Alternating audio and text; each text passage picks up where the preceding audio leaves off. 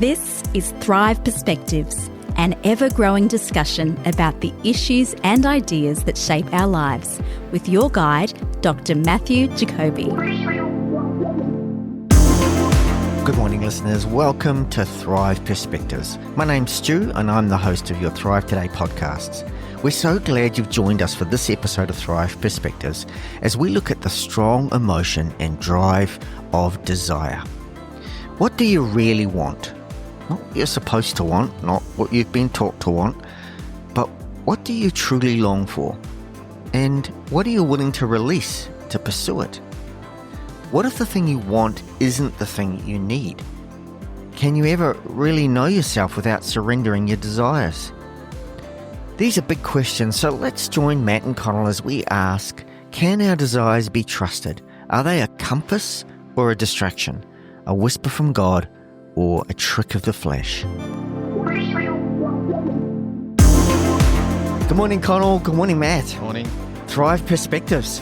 Good to be back. It is good to be back. And Matt, interesting topic today. We're going to talk about desire. Our desires can probably be framed either as a compass or as chaos. What we want to unpack today is how our desires shaped and in what ways should we act or not act and resist our desires. Do we even know what we really want? All those sorts of questions. Yeah. So, of course, our desires feel like the most sort of immediate and fundamental driving part force. of us. I mean, Yeah. it's interesting. There's a sort of move today almost to identify our identity with our desires, like I am my desires. I think that's slightly problematic. Of course, if you go back, there's also, even back to the Greek philosophical period, there's a lot of concern about desire and the chaotic. You mentioned the chaotic nature of desire. Yeah. And I think we have to be honest, there is a chaotic element to desire. Like desire is like a power. It's like this very powerful force that compels us in certain directions. But we all know, even in ordinary situations, it requires order. Our desires need to be ordered. Our desires need to be curbed often. I don't think anyone thinks that following your desires wherever they lead you is a great Of course, the Bible idea. warns us about this as like the desires of our flesh is contrasted to us as a... Yeah, that's right. So it's a big biblical theme, and of course, the flesh wages against the spirit. So there's a very strong sense like a that war chaotic, the desire as chaos is a big theme in Scripture. I mean, Jeremiah chapter 17 says the heart is deceitful above all things. Yeah. And what it's saying is that, that your desires, where our heart is in that sense a broken compass. It's deceitful. It's not going to point us in the right direction. And I don't even mean some of us. I mean all of us, right? Well, look at the Apostle Paul. Yeah. I do not understand what I do, for what I want to do, I do not do, but what I hate, I do. Yeah, exactly. Yeah. So there is a chaotic element to desire, which makes it really problematic, this idea that in some sense, the realization of your desire is the realization of the real you. This has been referred to by the Canadian philosopher Charles Taylor as expressive individualism. And it's become he does a bit of an analysis of this move in relatively recent times to a sort of new kind of ethic that doesn't really have any basis. It's just emerged as a cultural phenomena. It's particularly emerged in a context where we have a high degree of privilege. We live in a society that's a pleasure-based society.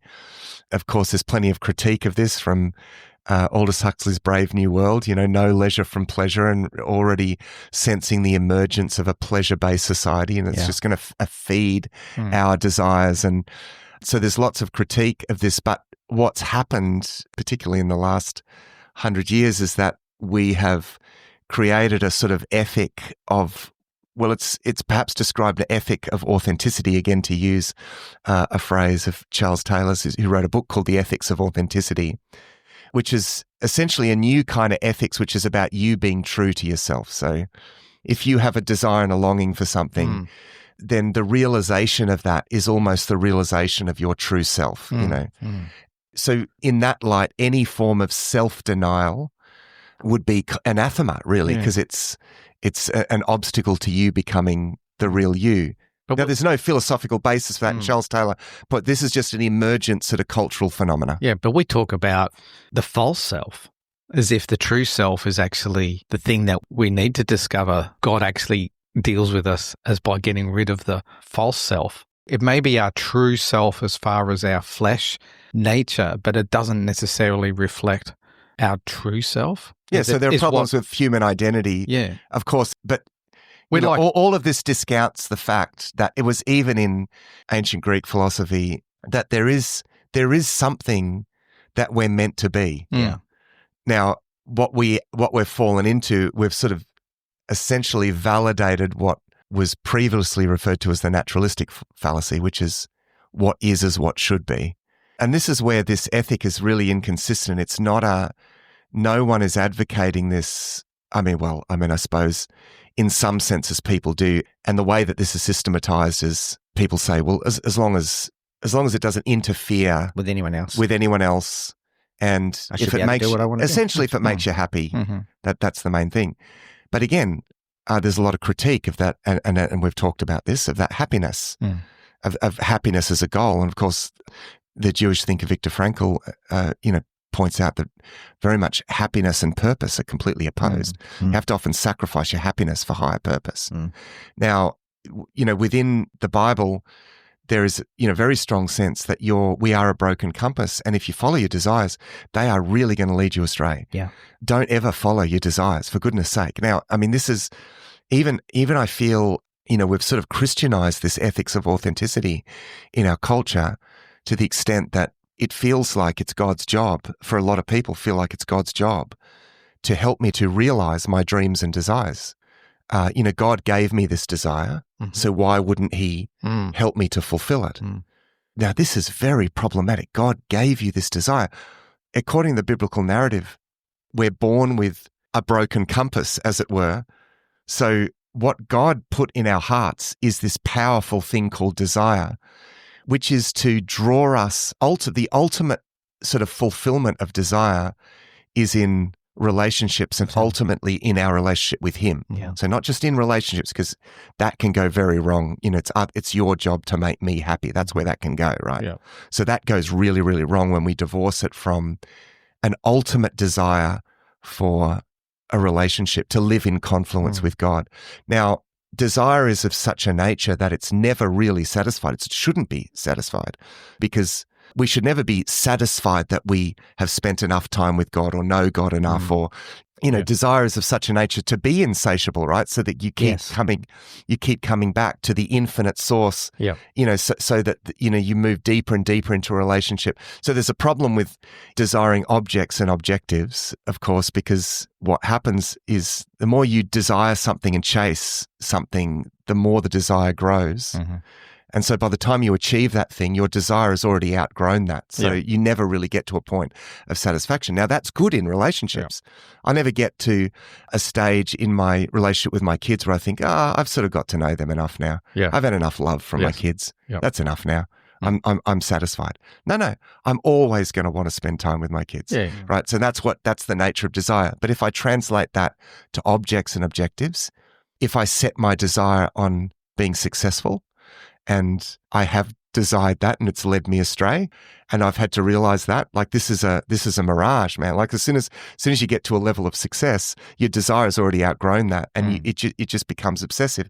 Or if you desire, money or wealth, or you can get to a certain point of material success, and your desire has already outgrown that. To me, it's more like you want your desires to be more fulfilling thing. Like, in pursuing my desires, I feel fulfillment. It's not that I resolve them and accomplish them and I've done that and don't need to do that again. But within those desires, I feel fulfillment rather than it being like a kind of thing, I've done that. I don't need to have a relationship with my children anymore because I've had a relationship with them. There's a sense of satisfaction or fulfillment by pursuing that on an ongoing basis. So we can speak of fulfillment, but that is moving towards that which desire is created for. Yes. The way the Bible sort of paints our heart and the desire within our heart as being deceitful is that if we do chase our desires were never created for fulfillment on this earth. We're not going to be fulfilled. We're going to feel like they're never satisfied. Well, let me just nuance that. Yeah. I think that's a good point. Yeah. Because the world is good, and there are so many wonderful relationships are good, and there's so much that's pleasurable about life. We don't deny that. It's everything in its right context. So the idea is that the ultimate fulfillment of our desire is to be in confluence with God. I keep using the word confluence because it's actually the enjoyment and the union with God. And I know that that's a lofty sort of idea, and for a lot of people that feels, this. I think that's why we attach on to lesser things, because that just feels a bit sort of abstract or something. But those of us who have had a taste of the joy of God know, like, everything is relative to that. And so everything else becomes almost a kind of, to take on a sort of sacramental significance in the light of our relationship with God. Yeah. So I see in my children a sort of divinely imbued sacredness, right? And I see that more because of my relationship with God. And it actually allows me to love my children in a greater sense, because I don't need them to make me happy. And let's face it, your children won't always make you happy. They won't always give you joy. Yeah.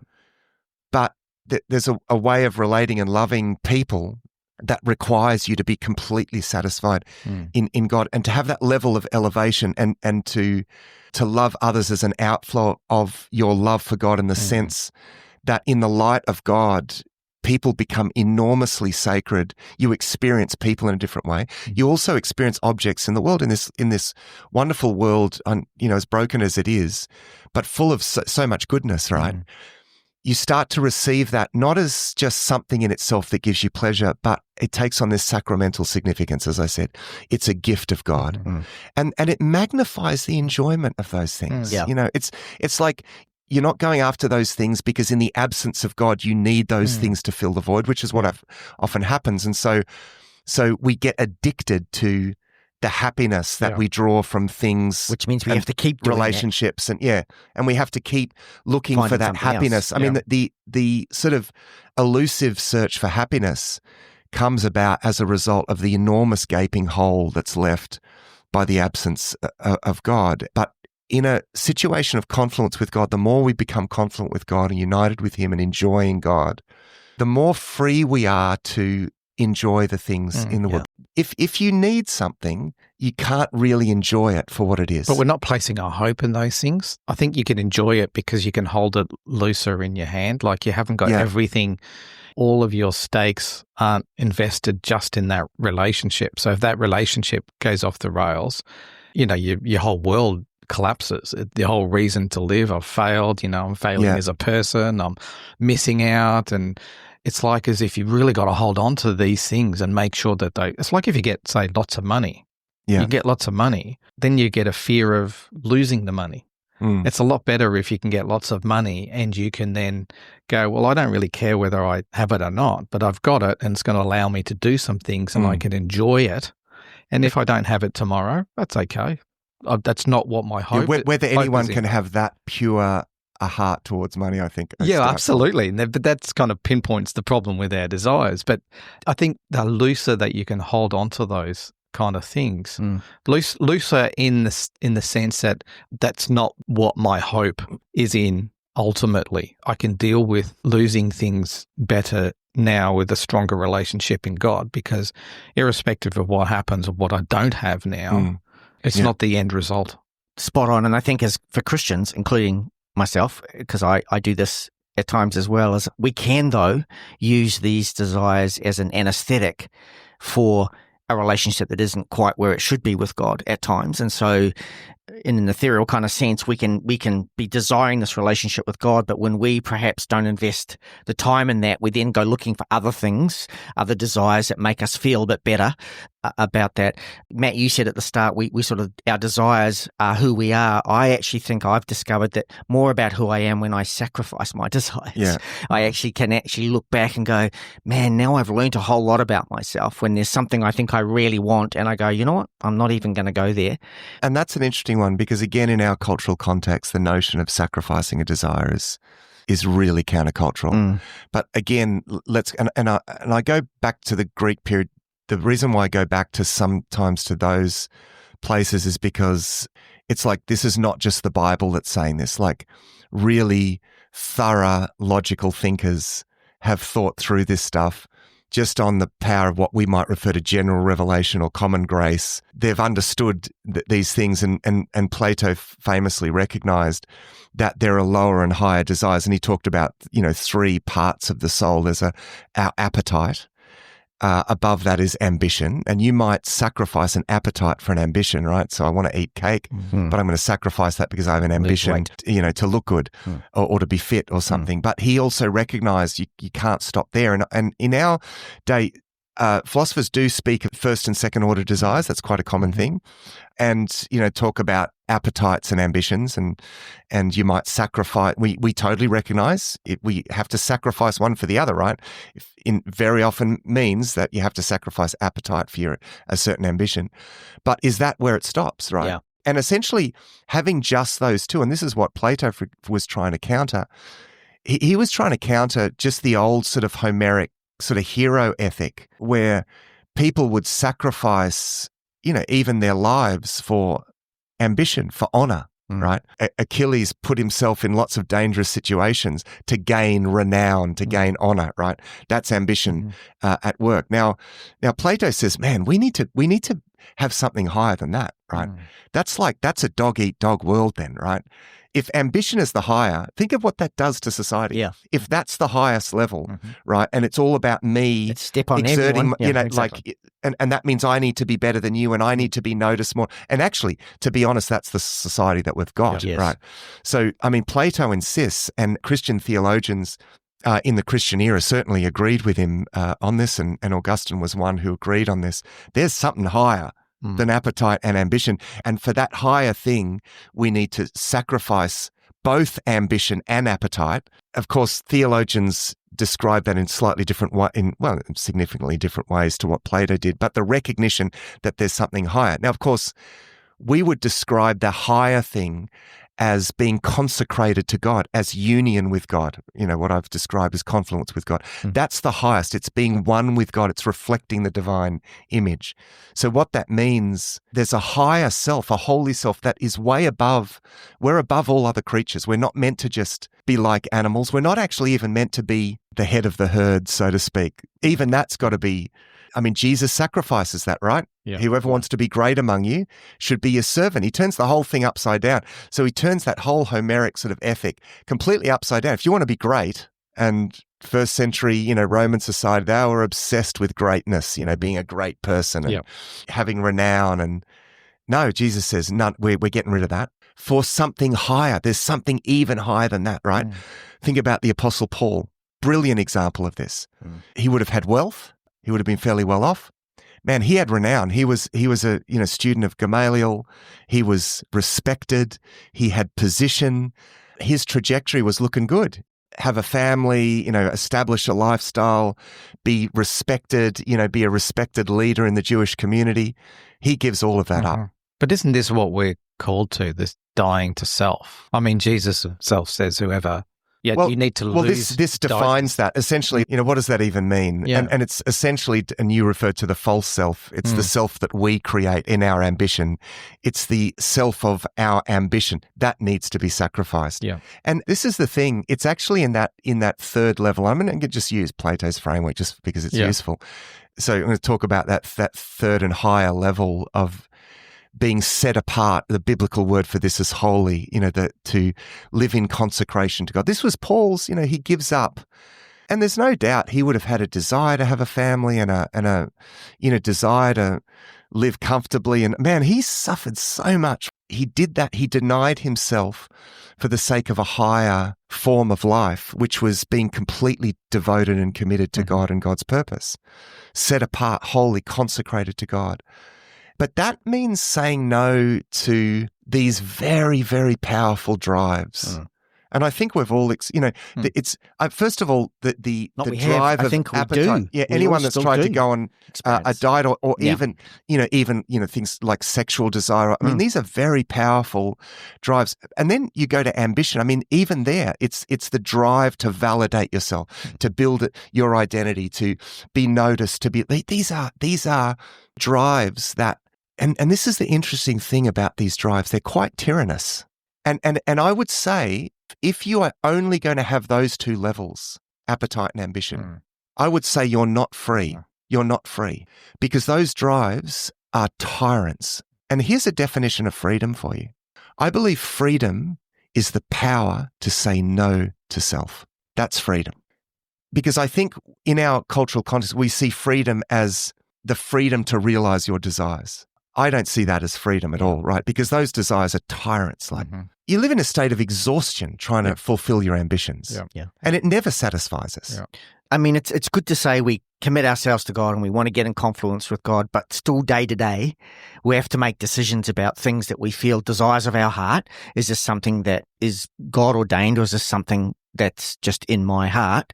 And we have to be able to navigate that sometimes. And I think there's lots of false desires. I mean, our desires are shaped by fear or trauma experiences in the past, can shape what we think we want and need and desire, shaped by culture, as you just said before. Culture tells us what we should be valuing, and that shapes our desires as well. I mean, someone who lives in, you've just come back from Kenya recently, someone who lives in Kenya, their desires, even if they're false desires, are going to be completely different to my desires here in Australia. So it's like we've got to be able to... There's something sort of universally human. I mean, about the desire itself. But I'm just trying to bring it down a little bit to a point of what does this mean for us day to day? How do we, identify what we really long for as opposed to what we really desire? Let me give you an example. Let me give you a recent example I learned.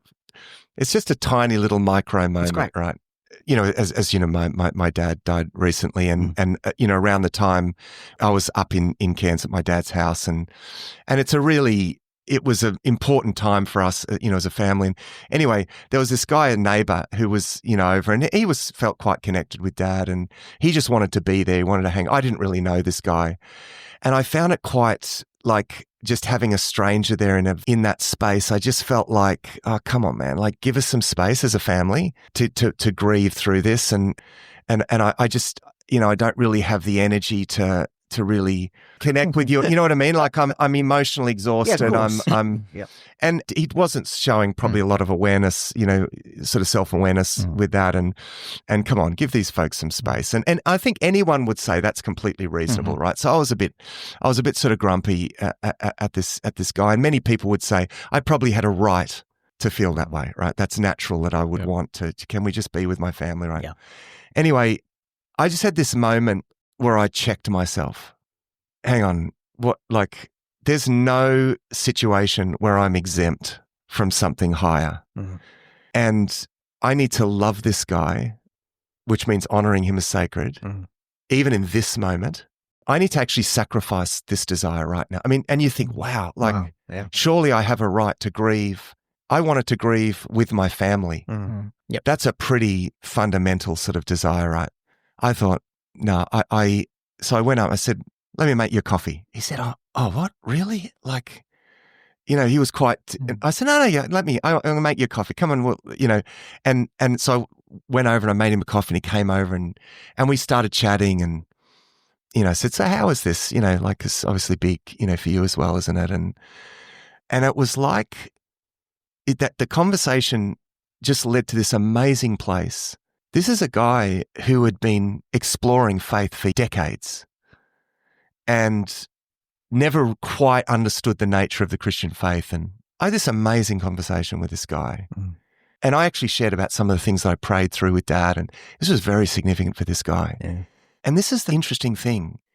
It drew me up into what God was doing in that moment. Yeah, right. And there was so much life and joy in that. Like it was this moment of confluence with God, but I had to get over myself, right? I had to, it was a micro moment. And I thought to myself, man, I could have missed this moment, right? because I was so consumed. And you'd think you had a right to be totally. consumed with your own I would stuff, right? totally, yeah, In that moment, absolutely. I'd literally, Yeah. this was an hour before it's like I just lost my father. So it was like just this moment of recognition. And actually it had this restorative element for you as me. well. Yeah. And it was like, this is what life is about, right? I had to sacrifice the one. And I've discovered that again and again. These are the micro moments in life where it's not just about big decisions. It's actually honestly enacted on a day-to-day thing that I have to, this is what I want. And again and again, and it was just, it's been so clear to me, and throughout my life, I look back and I think, oh man, I'm glad I didn't follow my desires in that situation. No, I'm glad I didn't follow my desires in that situation. It's easier in retrospect, but in the moment you think you're so consumed with what you want. And without a higher sense of what we are to be, right? What I connected with it in that moment is like, even in this circumstance, there's a calling, and it's not an onerous thing. The rest is onerous. Yeah. As soon as I stepped into the sense of flow of what God wanted to do in that circumstance, it was invigorating. Yeah. Yeah. I'm thinking about all the times that I've rightfully got annoyed with people. Yeah. We do it all the time, right? Because we think, you're responding to your immediate impulses and or to your ambitions, or like, I feel like I need to be noticed in this situation. I need to exert myself in this situation, because if this doesn't happen, then I won't get here, and this person won't. Yeah. And you've got to hear these are micro moments where you've got to hear God saying, what are you doing? I want you to sacrifice that. Yeah. I will direct your path. I will direct you where you do this, right?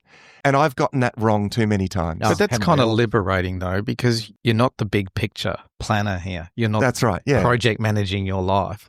You're not the one trying to turn your life into what it is inside your head that you need it to be. Like, you're on a trajectory to get somewhere. And I think by looking at it in terms of those little micro decisions, you are sort of yielding to that there's a bigger picture that you don't even know. You've got to sort of let go of all of those little things that you think you're doing now, because you need to do them to get to where you want to be.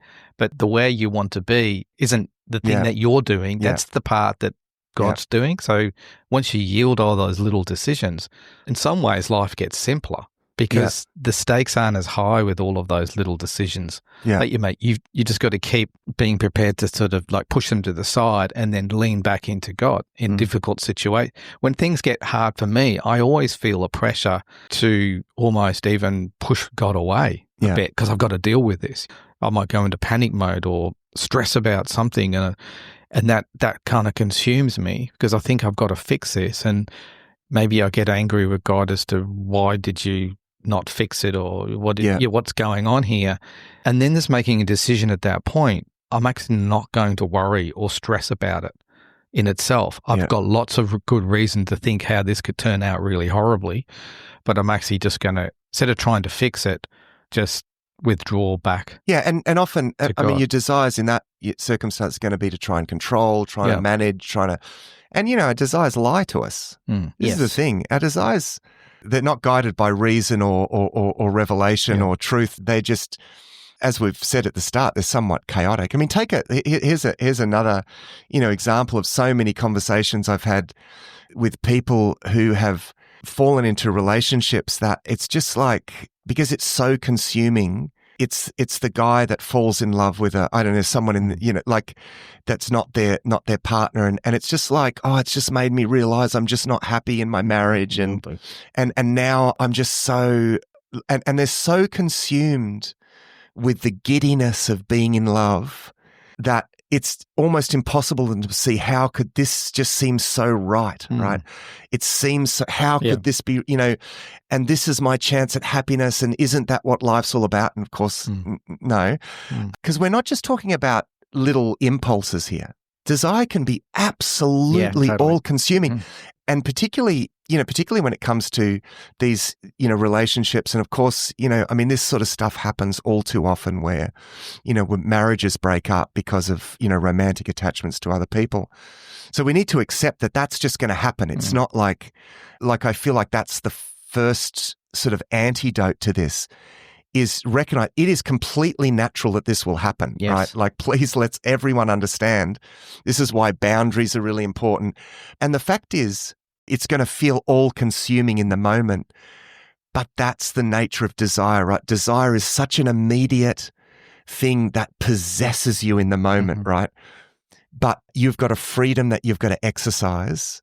You've got to follow the prompting of the Holy Spirit that says you need to sacrifice. I know you want this with all of your being. The more you want it, the greater sacrifice it is. But the danger here is, and I think a lot of people fall into this trap, is that you see as if desire is like God speaking to you. Like, if I desire this, it must be because God wants. How many times I've heard that? I've probably tried to justify things for myself through that. Yeah. It's like the desire is so great that it must be because God wants me to pursue it. He's put it in my heart, and it's almost like a kind of prophetic thing that I've got to step into. God's put it here, so I've got it. And that's how consuming it can feel. It's like, oh, this is it. It's so right because it's because it's almost euphoric, right? The feeling of, oh, I've fallen in love with. It's so euphoric, and if I tell you, if there's anyone listening to this who and it's actually very common. It's if there's someone listening to this and you feel drawn to another person who's not your spouse or someone that in God's purpose you shouldn't be with, I know you feel this strong sense of being drawn to this, the giddiness, the euphoria of being with this. But I want to tell you, your desires are lying to you. It's a lie. It's the deepest form of lie, right? It's a lie that's taken hold of you. And if you do the right thing, if you follow the prompting of God and that sacrifice is what's needed here, it's a sacrifice, right? Sacrifice that I guarantee you'll look back and you'll be glad you made the sacrifice. You'll look back and you'll remember it and you'll think, oh my goodness, that was a deception. You never see it when you're in it, but you'll see in retrospect that your desires were lying to you. I just want to add another dimension to that, because such important advice to all of us, and I think all of us find ourselves in situations similar to that. But I think there's another aspect of this too, and Matt, I know you can speak to this, and I have experienced this in my life too, where the desire itself, or what it is you desire, there's actually nothing wrong with that, but it actually takes precedence over your desire for God. And so God wants you to give that up, and when you do, then he potentially sometimes gives it back to you. Yeah, if it's the right thing. That's right. Yeah, exactly.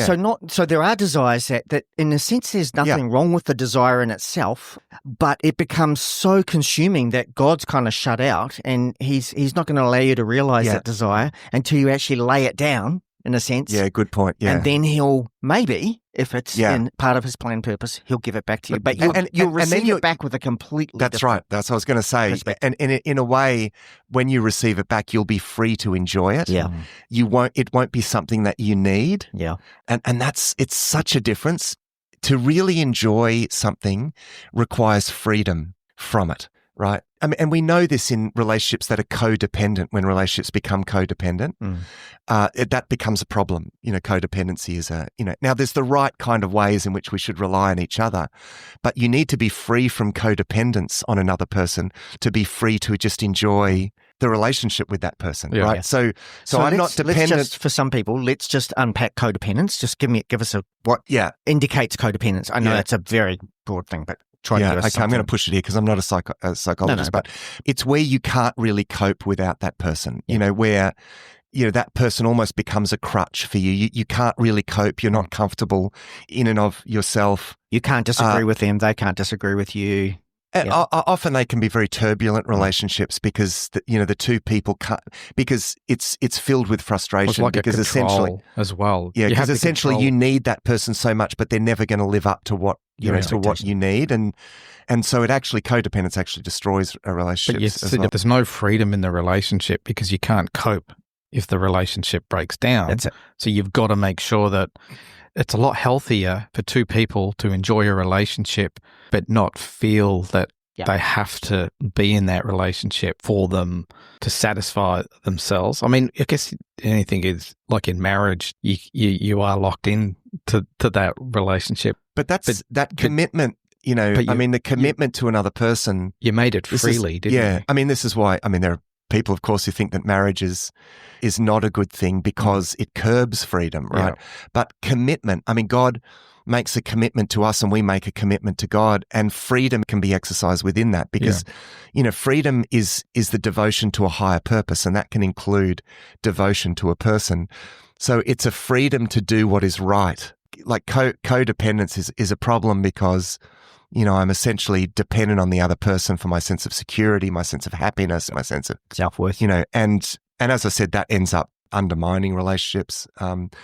So that's probably all I'll say about codependence as such. But it's a good example of where, there's a degree of freedom from something to, like, if I can't enjoy something that there's a level of dependence on. But, to enjoy something requires an element of freedom. Like, I don't need this, but it's a blessing. Where it's not the master. Yeah, exactly. That's a good way to put it. Yeah. It's not the thing that's driving your decisions or the will. I guess it's the thing that sort of you're chasing and pursuing. You can enjoy the things along the way, but it's not the driver that's making you do things, which is especially when you realize that they deceive you. Yeah. So like even looking at desires, I think we allow desires to deceive us because it's easy when we talk about ones that are sort of really immediately present, especially ones that are to do with happiness and joy in the moment and doing things that we love. But there's those first or second order, like ambition. The second order. You call that second order. So those have desires that aren't so immediately present. Our desire for recognition. Yeah. Our desire to make a name for ourselves, to leave some sort of legacy behind so people can marvel at our greatness and all that sort of thing. Those things are, I think they're less obvious. They're sort of below the surface. They're because a lot of those things, like desire for identity and these things, are actually replacement substitutes. Yeah, they're replaced for that higher thing. So when we lack the higher thing, everything goes wrong in the middle bit. I don't want to. We don't want to be scientific about this. This is just a structure to enable some clarity of discussion on these things. It's easy, like say, look at anything to do with like sexual stuff and go, I feel the attraction to that, or money, or whatever. Yeah, you can feel that.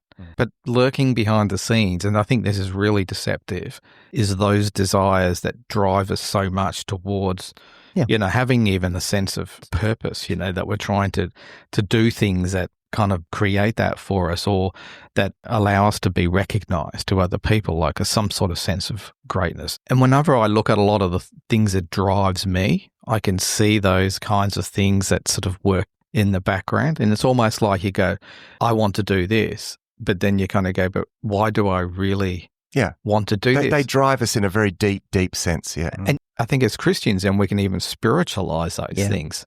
So I've heard people say before, I've had these conversations of people wanting to start a business. And I know God wants me to do this because I'm going to start a business. It's going to be hugely successful. We're going worldwide.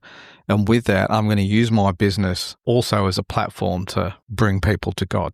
And it's going to be successful because with all of that, and you kind of look at it and go, but are you trying to turn those desires into like convince yourself trying that God to wrap wants them us. up as if into align them with kind of the purpose that God has for your life and trying to as a way to kind of justify it, or even like other examples, like I play in the worship music team and you might be a singer and you go, I just want to sing. I want to be on the worship team. I just want to sing and praise God. Well, you can do that. You don't have to be on the music team to do that. I feel God's calling me. We don't want to discourage people from being on the music team. No, we don't. But you can check those. Yeah, like, exactly. do you want to be there? Yeah, for what reason? You could kind of dress that and up look, and go, your motivation is never going to be completely pure. And I think that's, that's okay. I mean, but I think the awareness of that is the beginning there's grace of to cover the imperfection in there. You have to keep checking yourself. And I think, whenever you do anything, especially it puts you in front of people. Yeah, so this is a good point. So let's talk about what we actually do about this, right? Because desires are so consuming, right? I mean, it's and this is the thing. I mean, the reason why we identify ourselves with that is because it's such a fundamental part, right? Our experience of ourself, in fact, I mean, this is something that the philosopher Martin Heidegger points out, is primarily an experience of a towards something. It's not just a a sort of static consciousness that we experience. There's an intentionality. We're a flow of intentionality towards something, right? So desire is a very fundamental way in which we experience ourselves. I know that's a little abstract. So here's the thing, like you can't actually just repress desire. This is where it's so important to never focus on the do not do. Yeah. Absolutely imperative is that we focus desire on that which desire is made for. It's directing desire, not the repression of or the I mean, you talked, that's a sort of, some of those examples are a justification of desire. Mm-hmm. I think the first thing actually is to remember I said desire is deceptive. Your desires are lying to you. Mm-hmm. So admit your desires, put them on the table and ask God, pray about those desires. Ask God to show you the deception in the desires. Is there any, and I can have wrong motives for getting up and preaching. Mm-hmm. Now, I feel absolutely called by God to do that. The only way I can be free of that is by confessing that to God. And when I do, I see how stupid that actually is. You know what I mean? Like, what am I like, and it actually frees me from, because it brings the deceptive aspects of desire, the bad motive, the false motive, the bad motivations. It brings them out into the light.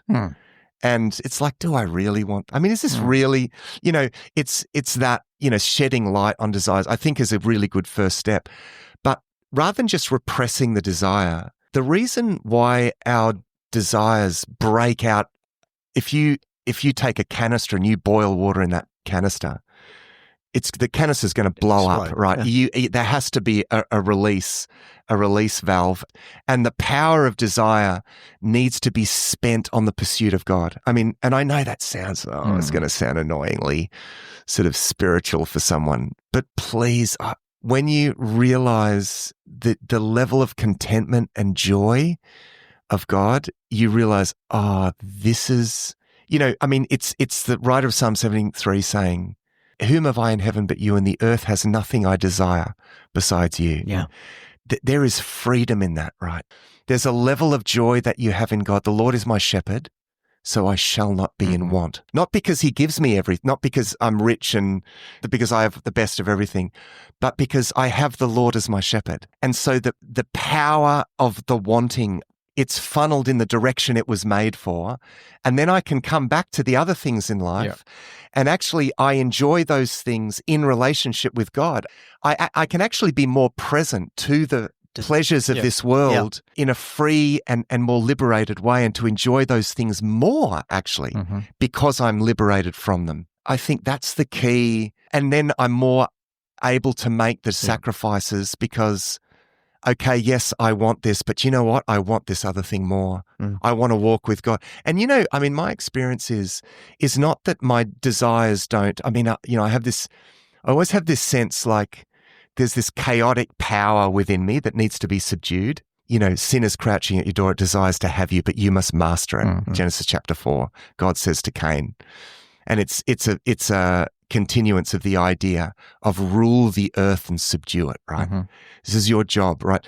The chaotic forces of nature need to be subdued and given order to, not that it's bad. They're not bad forces. Yeah. No, they're good, right? But the goodness needs to be cultivated and ordered. It needs to be given. So desire is good, but it needs to be subdued and it needs to be rightly ordered. First things first. And that's an ongoing thing, because I think a lot of people, a lot of Christians, I think, would even struggle with it if they're really honest with themselves and say, do I really desire God for who he is? Not desire what God could do for me to help me achieve my desires, but do I desire that what you just described, being in the presence of God, is that what you truly desire, to be so focused and pursuing that with God?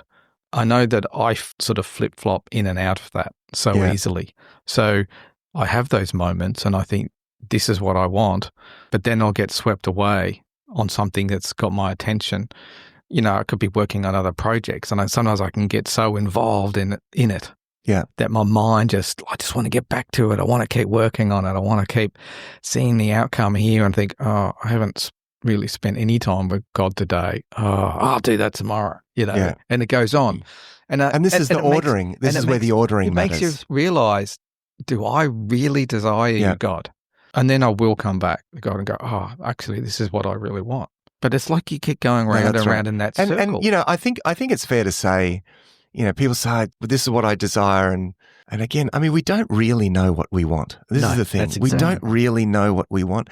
I remember when Sophia was 2 years old and pretty sure about what she wanted, right?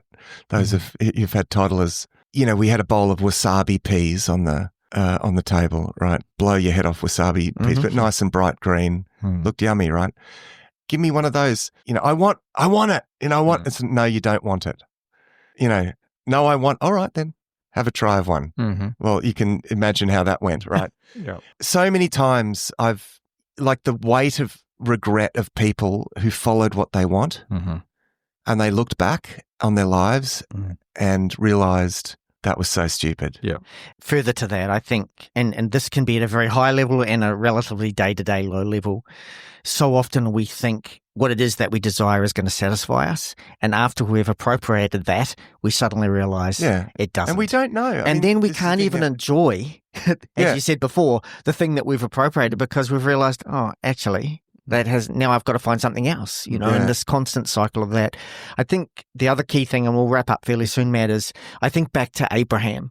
Here's a man, him and Sarah, who desperately wanted a child to the point that they took matters into their own hands. Yeah. God then gives him a child, but what does God ask him to do then? He asks him to sacrifice that child. And not until Abraham's willing to put it on the altar does God say, okay, I'm going to give it back to you now. Yeah. You've got to ask the question, how much do I really desire God? Because I think there's degrees of it, and I think we've got to cultivate it in our life. So it's okay to recognize the fact that I don't desire God enough the way that I should. And so, but I don't think we ever can we? I don't think we can ever really desire God enough. But you recognize as a deficiency, and I think you've got to cultivate it. That this is where I think spending time in prayer and spending real time trying to seek God. And time's a massive commodity. That's where we create this opportunity for us to pursue our desire. Yeah. So just even creating, just to set aside an hour or 2 hours or even half a day, it's like almost in itself is a sacrificing of desires of how else we could have used that time. But we're putting that on the altar. But I think we've got to keep practicing this. And I think the more that we sit in that and the more that we pursue that, it increases our desire. And then, as I said, like I would struggle with that, and the next day I can be captivated by something else. But I see it now as a warning light. It's the awareness. Oh, I can see and I know I've still got work to do here, and therefore I've got to pursue God more. I've got to seek Him more. The more that I do it, I feel it builds the desire within me. You get used to it. It's like, well, okay, right, okay, so I feel this desire moving in this direction. Well, first of all, there's no way I'm going to listen to that. And secondly, this just gives me something to sacrifice to God. And the more you do that, elevating our soul, it depends on those little acts of sacrifices. Little acts of sacrifice can really elevate your heart, and worship is, of course, sacrifice. So, okay, you want that. Great. You've got something to sacrifice. Sacrifice that. And that actually you will move upward. It will elevate your soul. It becomes an act of worship, to sacrifice that thing. Let me finish with Psalm 37. There's a verse in Psalm 37. It says, delight yourself in the Lord, and He will give you the desires of your heart. And it's an interesting verse because, hang on, if we took out the Lord will give you the desires of your heart, and we do, I think, in our culture, God wants to give you the desires of your heart, Stu. No, it doesn't say that. That's right. It says, delight yourself in the Lord, and He will give you that desire of your heart. He is the desire of your heart. That's right. It's the same principle. Seek first the kingdom. Remember, it's ordering the chaos is what's necessary here. Seek first the kingdom of God and His righteousness. And these other things, God knows that you need them, right? He wants to bless you. He created good things for you to enjoy, but He wants you to enjoy them in freedom and with this sacramental in thanksgiving, in the sacramental significance. He wants everything to be like plates on a table in a fellowship meal with Him, where you are enjoying His presence and everything else is a part of that enjoyment of God and that relationship. Otherwise, we become desperately dependent on those things and we actually enjoy those things less and they don't give us satisfaction. Delight yourself in the Lord. It's such a beautifully simple principle.